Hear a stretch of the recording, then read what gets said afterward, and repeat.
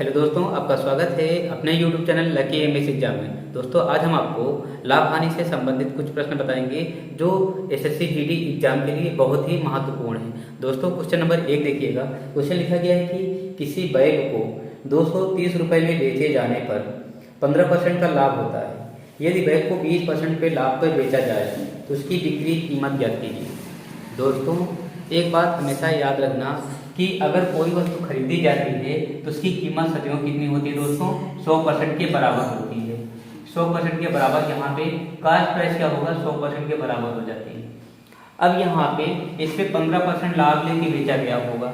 15% लाभ लेके बेचा गया है।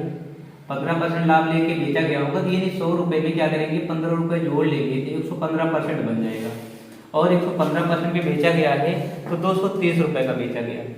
कितने की बेचा गया है? 230 रुपये का। 230 रुपये का। इसका हम क्रय मूल्य निकालेंगे, नहीं पता है तो क्या होगा? 100 रुपये होगा। 115 एकम 15 होगा, 115 दूना 230 होगा, यहाँ 100 दूनी 200, ये सब बराबर कितना आ जाएगा? 200 रुपये। कहने का मतलब दोस्तों क्या है, उसका जो खरीदा गया होगा कितने रुपए का खरीदा गया होगा? 200 रुपये का खरीदा गया होगा। अब कह रहा है कि अगर इस पे 20% लाभ लेके बेचा जाए तो इसका विक्रय मूल्य क्या होगा? तो 100% दोस्तों क्रय मूल्य 100% के बराबर होगा तो 100% बराबर क्या होगा? 200 रुपये का होगा। और इस पे 20% लाभ लिया गया होगा तो 120 रुपये इसका होगा। 120% पे बेचा जाएगा तो कितने का बेचा जाएगा? Y रुपये का बेचा जाएगा। अब यहाँ से क्या करेंगे? ये 0 से 0 सामने सामने कैंसिल हो जाएगा। 120 गुना कितना हो जाएगा? 240 हो जाएगा। 240 रुपये आ जाएगा उसका विक्रय मूल्य होगा। ये Y के बराबर आ जाएगा। ठीक है दोस्तों, ऐसे ही हम अगला क्वेश्चन देखेंगे। एक व्यक्ति को एक पंखा रुपये 1900 में बेचने पर 5% की हानि होती है तो पंखे को उसे किस कीमत पर बेचना चाहिए जिसकी उसे 20% का लाभ हो? दोस्तों, व्यक्ति अगर फैन खरीदा होगा तो 100% पे खरीदा होगा, लेकिन 100% पे खरीदा है, 5% पे हानि पे बेचा होगा तो 100% में 5% घटा लेंगे तो 95% पे बेचा है। और 95% में बेचा है तो बेचा कितने का है? 1900 रुपये का, 1900 रुपये का। ठीक है। अब यहाँ से इसका क्रय मूल्य निकाल लेंगे। क्रय मूल्य हम कितना मान लेते हैं? 100 रुपये। अब यहाँ दोस्तों तिरिये पूरा करा लेंगे, सामने सामने कट जाता है, ऊपर नीचे भी कट जाता है। यहाँ क्या होगा? 19 से कम 19 हो जाएगा, 19 बचे 95 हो जाएगा, और 5 कम 5, 5 दूनी 10, यहाँ भी गुणा करा लेंगे, 2000 रुपये आ जाएगा इसका क्रय मूल्य। 2000 क्या आ जाएगा? इसका सीपी आ जाएगा। फिर क्वेश्चन में कहा है कि इसे 20% लाभ पे बेचा जाए तो कितने रुपए का बेचा जाएगा? अब दोस्तों इसका जब क्रय मूल्य है 2000 यानी 100% बराबर कितना हो जाएगा दोस्तों? रुपये 2000 हो जाएगा। इसे 20% लाभ पे बेचा जाएगा यानी 20% इसमें जोड़ लेंगे तो कितना हो जाएगा? 120%। 120% बराबर क्या मान लेंगे हम? Y के मान लेंगे।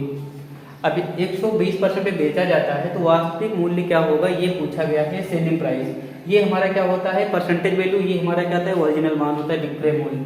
यहाँ 0 से 0 क्या हो जाएगा? हम काट देंगे। 12 दूनी कितना हो जाएगा? 2400 रुपये। 2400 रुपये इसका क्या आ जाएगा? Y का मान आएगा, जो कि क्या हो जाएगा? सेलिंग प्राइस हो जाएगा। ठीक है दोस्तों अगला क्वेश्चन देखिए। क्वेश्चन लिखा गया है कि एक थोक व्यापारी एक खुदरा व्यापारी को एक घड़ी 36% लाभ के साथ बेच देता है। खुदरा व्यापारी उसे ग्राहक को 25% हानि के साथ बेच देता है।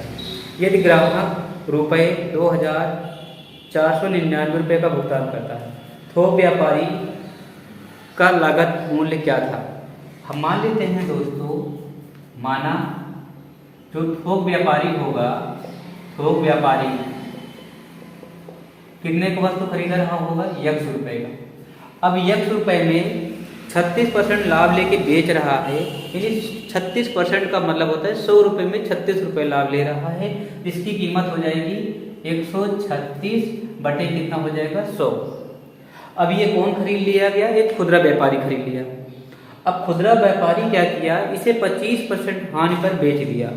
25% हानि पे बेचने का मतलब क्या है कि 100 रुपये में 25 रुपये कम लिए थे, यानी 75 रुपये लिया है। तो यहाँ पे क्या हो जाएगा? 75 बटे 100 हो जाएगा। अब जो खरीदा है, जो ग्राहक खरीदा है, वो दिया कितना है? 2499। 2499। अब यहाँ क्या करेंगे, 25 या 75 हो जाएगा, 25 चौको 100 हो जाएगा, और यहाँ से 4 तिहाई 12 होगा, 4 चौको 16 हो जाएगा, 4 55 में कितना होगा, 100 हो जाएगा। अब यहाँ x बराबर कितना हो जाएगा, यहाँ पे गुणा करा लेंगे, 24 99 गुणे 25 गुणे 4 बटे कितना होगा, 34 गुणे 3। अब यहाँ दोस्तों 3 से काट लेंगे, 3 एकम 3 अट्ठे 24 होगा, 3 त्रिका 9, 3 त्रिका 9। अब दोस्तों यहाँ से 2 से काटेंगे, यहाँ 2 दूनी 4 होगा, 2 17 से कट जाएगा। अब यहाँ 17 से देखें कटता है कि नहीं कटता, यहाँ 17 चौको 68, 17 चौको 68 होगा, 68 68 2 70 15 है, 117 में ये कितना होगा, 153 आ जाएगा। ठीक है, 49 दूनी कितना होगा दोस्तों, 98 होगा, 98 में हम 25 से गुणा करा देंगे, ये क्या होगा, थोक बिक्री व्यापारी का क्रय मूल्य हो जाएगा। यहाँ गुणा करा लेंगे, 25 अट्ठे 200 पे 0 हमें लगा कितना 20, 25 में ये 225 होता है, 225 में 20 जोड़ेंगे कितना होगा, 245। 2450 रुपए का ये क्या हुआ, कास्ट किया होगा, कौन, थोक विक्रेता किया होगा। ठीक है दोस्तों अगला क्वेश्चन देखिएगा। क्वेश्चन लिखा गया है कि एक थोक व्यापारी एक खुदरा व्यापारी को एक घड़ी 20% लाभ के साथ बेच देता है, और खुदरा व्यापारी उसे ग्राहक को 10% हानि के साथ बेच देता है। यदि ग्राहक ने उसे 874.8 रुपये का भुगतान कर देता है, थोक व्यापारी की लागत कीमत क्या होगी। दोस्तों हम मानेंगे कि थोक व्यापारी जो खरीदा होगा, माना थोक व्यापारी जो कीमत खरीदा होगा वस्तु को, उसको मान लेते हैं 100 रुपये। 100 रुपये का खरीदा है, अब इस पर लाभ लेके बेचा है और 20% लाभ के साथ बेचा है, यानी 20% का मतलब हो तो 100 रुपये में 20 रुपये का लाभ लिया है, तो यहाँ पे क्या होगा, 120 बटे 100। अब ये क्यों खरीद लिया गया है, खुदरा व्यापारी खरीद लिया है। अब खुदरा व्यापारी 10% हानि पर इसे ग्राहक को बेच दिया है, तो यहाँ पे 20%, अब यहाँ पे ये खरीद लिया है खुदरा व्यापारी, अब ये 100 रुपये में 10 रुपये हानि करके बेच रहा है, यानी 90% बेच रहा है, यानी 100 बटे कितना, 90 बटे कितना हो जाएगा, 100। अब ये कौन खरीदा होगा, ग्राहक खरीदा है। अब ग्राहक खरीदा कितने का है दोस्तों, यहाँ पे 874.8 874.8 रुपये का खरीदा। अब यहाँ दोस्तों क्या होगा, इससे 1 जीरो प्रो कैंसिल हो जाएगा। अब यहाँ पे x बराबर कितना हो जाएगा, यहाँ गुणा करा लेंगे, 8 7 और 8 0, यहाँ गुणा करा लेंगे, यहाँ दशमलव से 1 जीरो समाप्त हो जाएगा, जीरो और लिख लेंगे, और बटे कितना हो जाएगा हमारा 12 गुणे कितना होगा, 9 हो जाएगा। अब यहाँ देखो दोस्तों काटते हैं, यहाँ 9 6 54, 9 9 कितना हो जाएगा, 9 9 81, 81 6 64 हो गया, 9 7 63, 9 दूनी 18, ये कैंसिल हो गया। अब यहाँ 12 अट्ठे 96 होगा, 12 अट्ठे 96, 1 बचा 12, 12 एक कम 12 और यहाँ 0, x बराबर कितना हो जाएगा, 810 रुपये। 810 रुपये का ये थोक व्यापारी वस्तु को क्या होगा दोस्तों, खरीदा होगा। ठीक है दोस्तों अगला क्वेश्चन हम देखेंगे। क्वेश्चन लिखा गया है कि एक विक्रेता ने किसी वस्तु को 6% की हानि पर बेचा, यदि उसे उस वस्तु को 64 रुपये अधिक में बेचा होता तो 10% का लाभ हुआ होता। वस्तु का लागत कीमत कितना था। दोस्तों कोई भी दुकानदार किसी वस्तु को खरीदा होगा तो उसकी कीमत कितनी रही होगी, 100%। ये उसकी क्या हो जाएगी, कास्ट प्राइस हो जाएगी। और यहाँ पे दुकानदार ने क्या किया है, 6% की हानि पर बेचा है, यहाँ 6% लेस कर देंगे तो कितना आ जाएगा हमारा, 94% आ जाएगा। ठीक है, अब कह रहा है कि यहाँ पे उसे 64 रुपये अधिक में बेचा होता तो उसे 10% का लाभ हुआ होता। कहने का मतलब उसका क्रय मूल्य जितना होगा उसमें 10% जोड़ लेंगे तो कितना हो जाएगा, 110% होगा। कितना होगा, 110%। इन दोनों में जो डिफरेंस आ रहा है, अंतर आ रहा है, 16% का अंतर आ रहा है, 16% का अंतर आ रहा है। और 64 रुपये ज़्यादा में बेच रहा है, यहाँ पे 64 रुपये ज़्यादा में बेच रहा है। अब यहाँ ये 16% का अंतर है और 64 रुपये का अंतर है, तो यहाँ पे क्या होगा, दोनों दोस्त क्या होगा, बराबर होगा। 16% बराबर कितना हो जाएगा, 64 के। अब आपसे पूछा है उसका क्रय मूल्य कितना होगा, तो क्रय मूल्य 100% होता है। 100% बराबर क्या होगा, x के यहाँ 16 कम 16, 16 चौको 64 हो जाएगा, 100 चौको कितना हो जाएगा, 400 रुपये आ जाएगा उसका क्रय मूल्य। ठीक है दोस्तों अगला क्वेश्चन देखेंगे। क्वेश्चन लिखा गया है कि एक व्यक्ति किसी वस्तु को 15% लाभ पर बेचता है।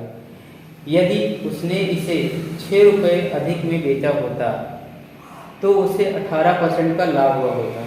व्यक्ति ने उस वस्तु को कितने रुपए में खरीदा था? दोस्तों हम मान लेते हैं जो व्यक्ति खरीदा होगा, व्यक्ति कितने का वस्तु खरीदा होगा, सीपी बराबर कितना हो जाएगा 100%। अब यहाँ पे पहले वस्तु को 15% लाभ पे बेचा तो यहाँ पे कितना 15% जोड़ लेंगे, कितना हो जाएगा 115%। कह रहा है कि 6 रुपये ज़्यादा में बेचा होता तो उसे कितना लाभ होता, 18% का लाभ होता।